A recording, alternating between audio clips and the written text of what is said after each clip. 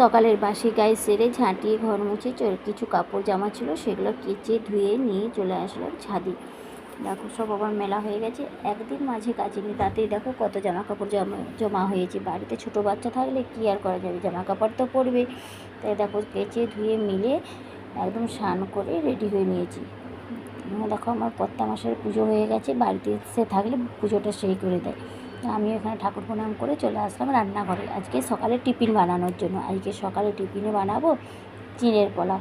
তার জন্য দেখো নিয়েছি চিনে বাদাম, একটু আলু কুচি, পেঁয়াজ কুচি, আদা কুচি, কাঁচা লঙ্কা চিড়ে আর চিড়েটা ভালো করে ধুয়ে নিয়েছি। ভিজিয়ে রাখিনি কারণ এটা মেশিন চিড়ে, পাতলা চিড়ে, তার জন্য ভিজিয়ে রাখিনি, একটু ভালো করে পরিষ্কার করে ধুয়ে নিয়েছি।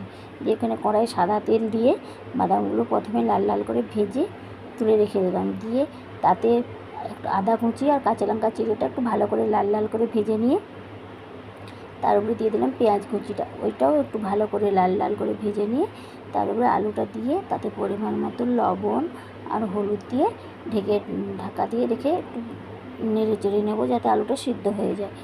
আর দেখো আমার আলুটা ভালো করে লাল লাল করে ভাজা হয়ে গেছে। তার উপরে ওই ধোয়া চিড়েটা দিয়ে তাতে পরিমাণ মতো লবণ আর একটু চিনি, যেহেতু চিনির কোনো স্বাদ থাকে না, একটু চিনি না দিলে ভালো লাগবে না, তাই একটু পরিমাণ মতো লবণ আর একটু চিনি দিয়ে ভালো করে নেড়ে চেড়ে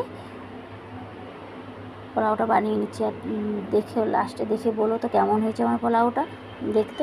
আর জানো তো আমি না এই পোলাওটা আজকে চিড়ের পোলাওটা আজকে ফার্স্ট টাইম বানাচ্ছি। বাড়িতে কিছুদিন ধরে চিড়েগুলো আনা ছিল, পরে থেকে নষ্ট হয়ে যাবে, তার জন্য ভালো নষ্ট হচ্ছে কিছু বানিয়ে খেয়ে নেওয়াই ভালো।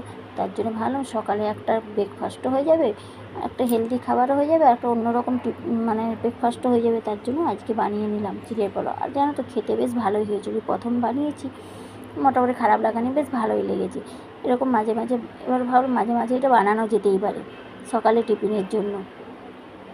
তারপর চিড়ের পোলাও সবাই মিলে খেয়ে নিচ্ছি, খেয়ে দিয়ে চলে আসলাম রান্নাঘরে রান্না করার জন্য। কিছু জিনিসপত্র গুছিয়ে নেব। আজকে তো সানডে, তাই আজকে হবে চিকেন।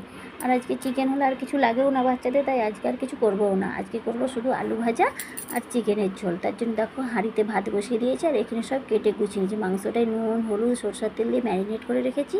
আর মাংসের জন্য আলু ভাজা করবো, তার আলু পেঁয়াজ রসুন আদা সব কিছু কেটে ধুয়ে গুছিয়ে নিয়েছি। আর আজকে দেখো গোটা রসুন দিয়ে মাংস রান্না করবো। চলো টাটা, বাই বাই।